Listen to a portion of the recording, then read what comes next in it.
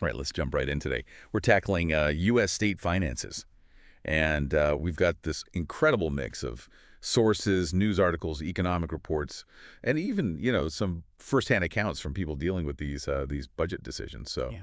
it's going to be fascinating, really. It's so easy to just think about state budgets as like numbers and spreadsheets. Right. But this stuff has a real impact on our lives. Like, think about it. The quality of our schools, our hospitals, even the safety of our roads. Yeah, absolutely. And even like how we respond to natural disasters. It all comes back to, a state's financial health. That's what's so interesting to me about this topic. It's not just theoretical. Like, there are real world consequences. And, one of the big questions we'll be looking at is why so many states seem to be struggling. Even after they got all that federal aid during the pandemic. Right. Remember, like, what was it, $800 billion? You'd think that would have solved some problems. Well, it's true that all that money did create a temporary surplus. I mean, for a lot of states anyway. But it also kind of hid some of the, deeper structural problems. It's kind of like putting a Band-Aid on a, gaping wound, I mean, it might stop the bleeding for a little bit, but it doesn't actually fix the underlying injury. Right, right. So it's like instead of using the money to fix things, for the long term, some states kind of went on a spending spree.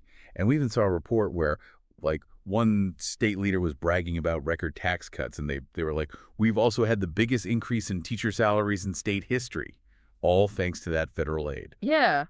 And while those sound great, I mean, especially in an election year, right? But it does make you wonder about sustainability. What happens when the federal money runs out? Can states keep those tax cuts and salary increases going? Or are we going to see budget shortfalls down the line? Yeah, it's a big question. And it leads us to, well, what a lot of experts call the biggest problem facing state finances.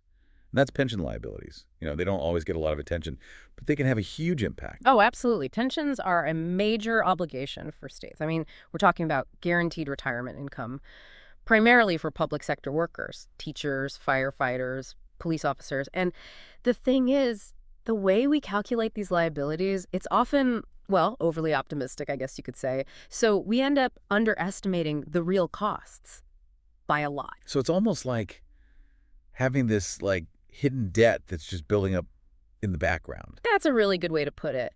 And when you factor in those underestimated pension liabilities, I mean, the financial outlook for a lot of states gets a lot worse. In fact, one analysis we looked at, it suggested that if we fully accounted for those liabilities, something like 27 states would be in the red. 27 states. Wow. Do you have an example of a state that's, really struggling with this pension problem?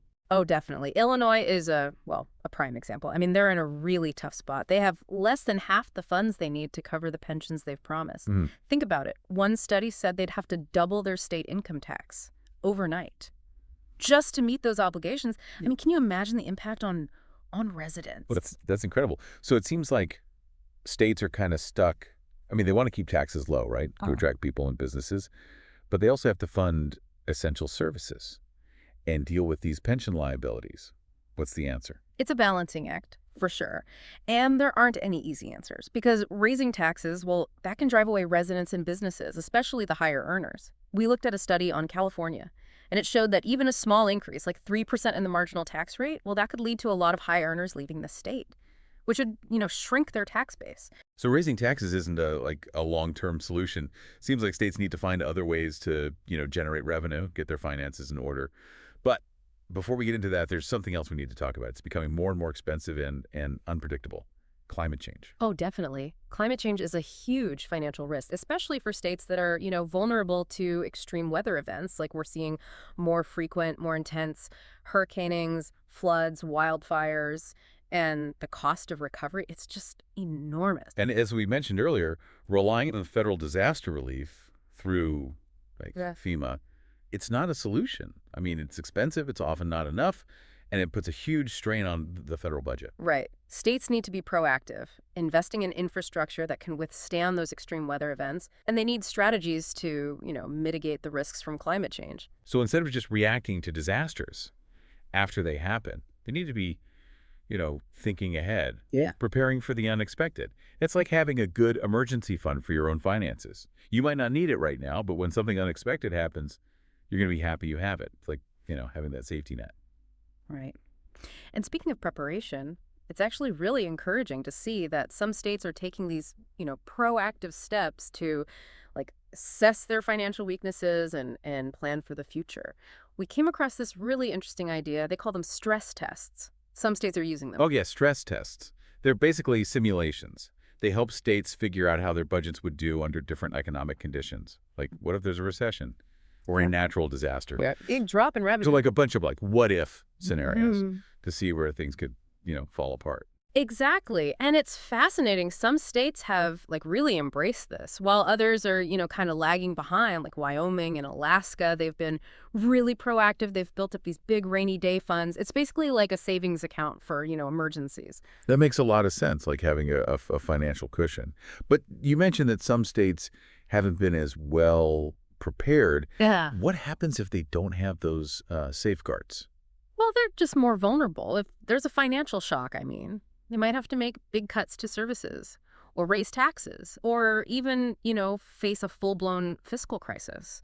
We saw that states like New Jersey, Montana, Illinois, they have really low reserves in their rainy day funds. So they're more susceptible to like economic downturns or unexpected events. That's a little scary.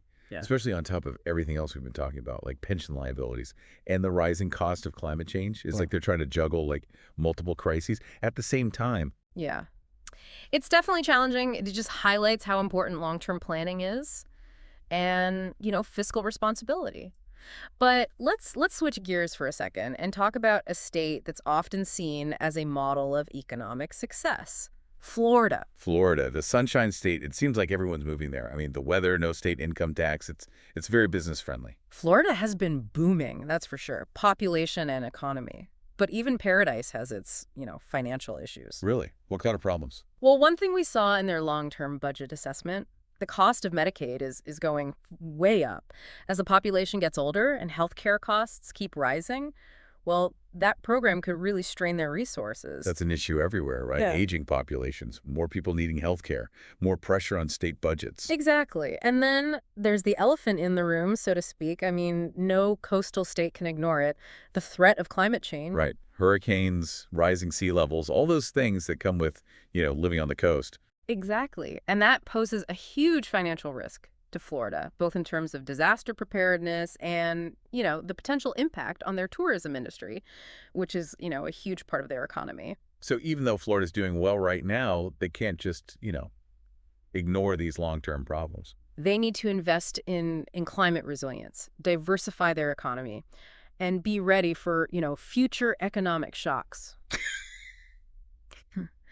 Let's shift our focus now to a state that had a major weather event recently. It really showed how fragile their infrastructure is. North Carolina. You're talking about Hurricane Helene, right? It wasn't even that strong of a hurricane, but it caused a lot of damage and disruption. Hurricane Helene was a wake-up call. It showed how even a, relatively mild weather event can be really costly. And it just emphasizes how important proactive infrastructure investment is, especially with, climate change. All that damage to roads, bridges, and other infrastructure in North Carolina, well, it shows that we need to build resilience. It's like that old saying, right? An ounce of prevention is worth a pound of cure. If states invest in resilient infrastructure now, well, they could save themselves a lot of money and headaches down the line. That's a great way to put it. And it's not just about traditional infrastructure, like roads and bridges. We need to think about our energy grids, too, especially as we move toward renewable energy. Good point. A reliable energy grid. That's essential for, a modern economy. So we've talked about stress tests, rainy day funds, resilient infrastructure.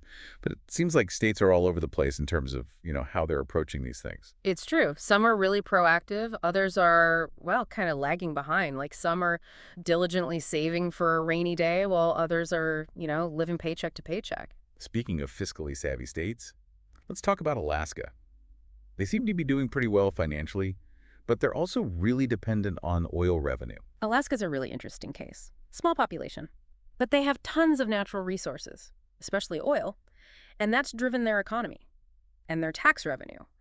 But as the world moves away from fossil fuels, well, Alaska has a big challenge: how to diversify their economy and, create a more sustainable future, financially, I mean. So they're trying to figure out how to move away from, well, the industry that's always been the backbone of their economy. It's like turning like a giant ship Yeah. in a different direction. Yeah. It takes time, careful planning, and a willingness to change. That's a great analogy. And Alaska's situation is kind of a preview of what a lot of states are going to face, Yeah. especially those that depend on just one industry. They need to adapt, diversify, and find new sources of revenue. It seems like the states that are doing well, they're the ones that are thinking long-term, investing in their future and being proactive, not just reacting to things.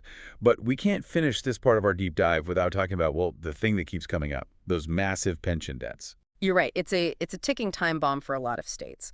And it's something we're going to dig into a lot deeper in the next part of our exploration. So we're back. Yeah. And, diving deeper into these state finances. It's been a fascinating journey, going through all this. We've covered so much ground. Pandemic spending, climate change. And it's obvious that states are up against some pretty serious challenges. Yeah, absolutely. I mean, you've got those lingering effects of the pandemic and then the growing pressure of climate change. And as we were just talking about, there's that issue of pension debt hanging over so many states. It's a lot to deal with. It really is. Good. That issue just won't go away. And we talked about how some states, like Illinois, I mean, they're facing these pension obligations that are, well, almost impossible to meet.